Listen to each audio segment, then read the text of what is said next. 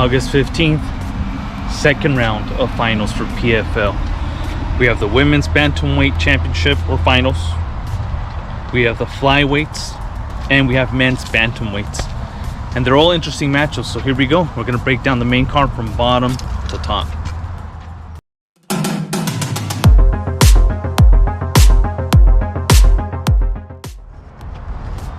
Alrighty, so opening up the main event, we have a lightweight clash between Mads Burnell and Robert Watley.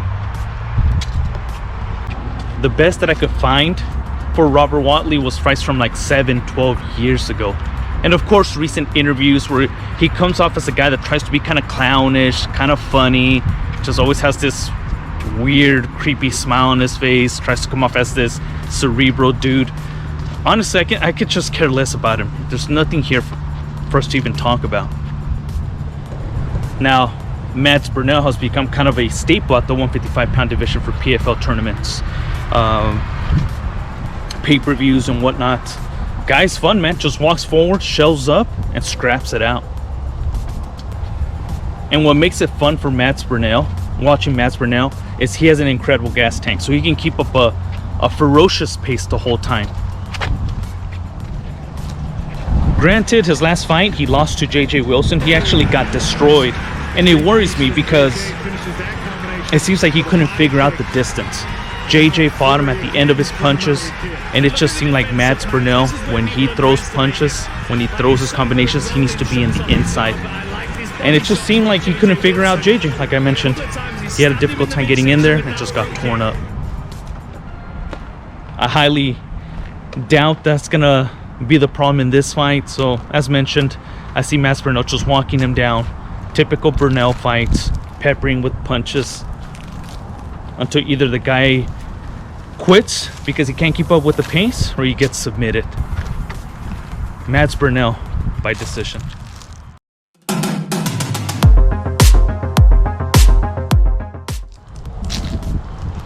Second fight of our main event and our first finalist matchup. We have a bantamweight clash between Marcirli Alves and Justin Wetzel. Marcirli Alves was definitely the dark horse of the tournament, since he was a last-minute replacement when he fought Leandro Higo, and he shocked the world by not just beating him, but pretty much dog-walking down an incredibly tough striker in Leandro Higo. Just a powerful little unit at bantamweight, explosive, strong, can wrestle, hold his own on the ground. Justin Wetzel as well shocked me. I didn't think much of this guy when I first came across him and started studying before the tournament even started. Kind of thought the guy was a mediocre wrestler with terrible stand-up. But one thing I will say about Justin Wetzel is that the guy has improved. Pre-PFL, what I watched and how I see him perform in the actual PFL tournament, the guy has definitely sharpened his tools. He's tightened up his game, and I mean, look at his last matchup. He freaking outworked and out-wrestled a Dagestani Khabib camp fighter.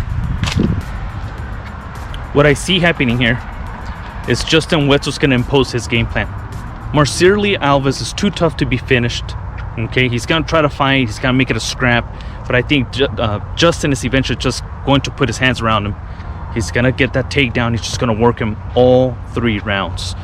Justin Wetzel is taking home these $500,000. Third fight and our second finalist matchup, women's flyweight title is on the line. We have Jenna Bishop versus Liz Carmouche. Unfortunately, I didn't see too much talent in the flyweight tournament this year, but here we go. Jenna Bishop somehow made it into the finals, and it's just an example of how weak the women's division is in the PFL. I mean, you can get both women that Jenna Bishop submitted to get where she's at right now, and they're still not even a tenth of what Liz Carmouche is. This is going to be an easy fight here for Liz Carmouche. She's going to run over Jenna Bishop. You know, And there's something up in this tournament. Someone needs to test these fighters, because some of these fighters, including Liz Carmouche, in previous PFL bouts, previous championship, you name it, seem to be lacking a lot of cardio. Okay? And then all of a sudden this tournament kicks in, and a lot of these fighters, whether they made it to the finals or not, but they look incredible, including Liz Carmouche. For a second there, I thought, man, age really caught up to Liz, right? She's slow, her punches seem too heavy even for her own good. Looks like she carries her punches. But man, it looks like her youthful self is back. Explosive striking, crazy takedown, just aggressive, and blasts her double leg takedowns. She's looking good. Clearly, age is nothing but a number to this woman. But as far as how the fight's gonna go, Liz is going to be able to do whatever the hell she wants. Bishop is not known to be a striker, and honestly, it seems like she gets ragdolled a lot. And Liz Carmouche is not known as the gorilla for nothing. I mean, I see it happening even in exchanges. Jenna Bishop, even if she throws a 1-2-3 combination or those little silly leg kicks that she sometimes throw, almost seems like she's she's just throwing it out there just to throw something out. All Liz has to do is connect once, and it's gonna send Jenna Bishop flying backwards. Another thing that I've noticed with Jenna Bishop is she's not great with takedowns. She likes to clinch a lot and try to sweep you from there.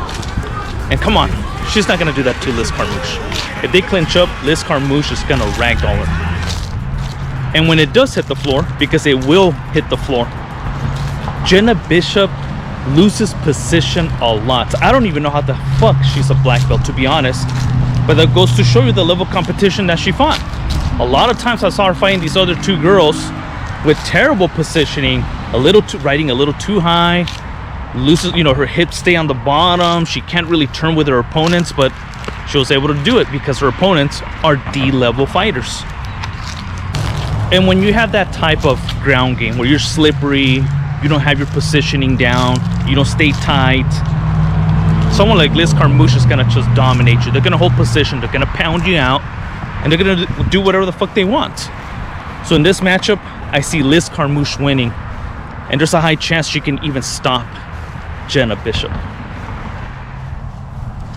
Liz Carmouche is gonna be the 2025 champion, and she's taking home those $500,000.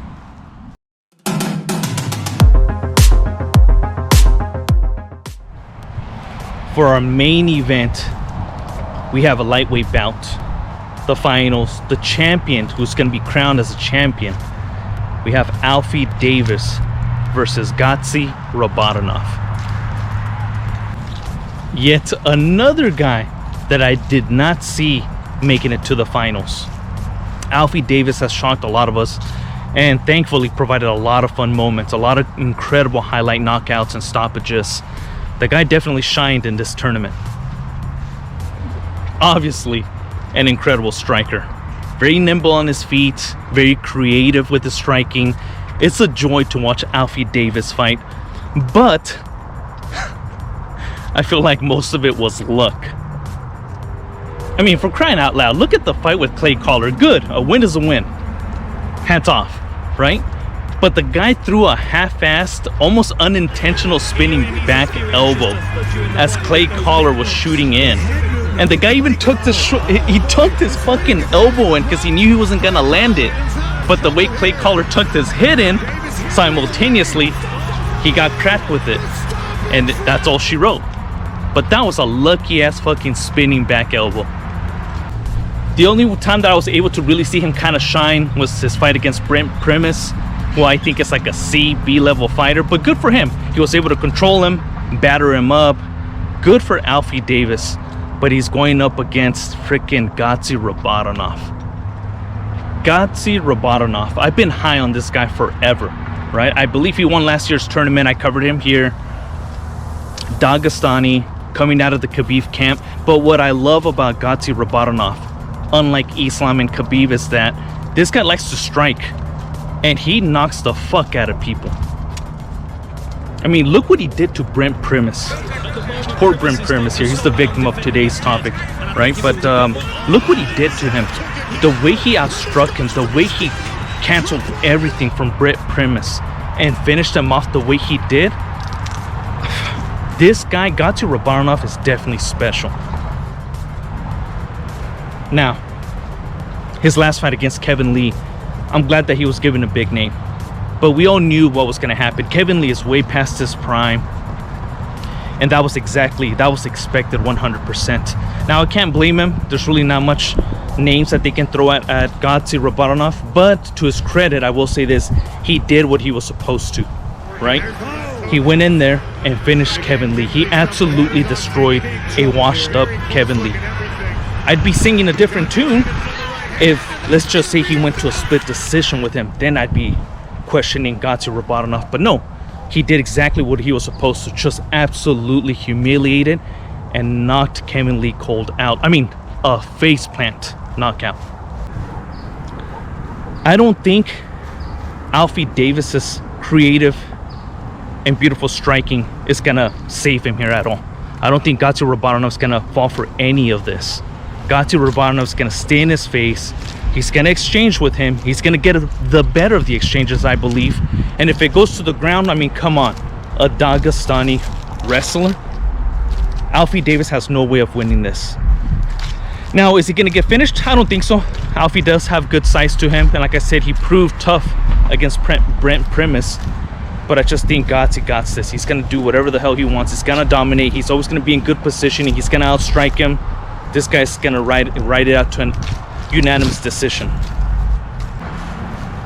Gatti Rabadanov is gonna win the 2025 World Championship Series or World Tournament. He's taking home those $500,000, and the sky's the limit for this guy. I truly believe that. Much like Dakota Decheva, who is clearly UFC contender already, ranked talent.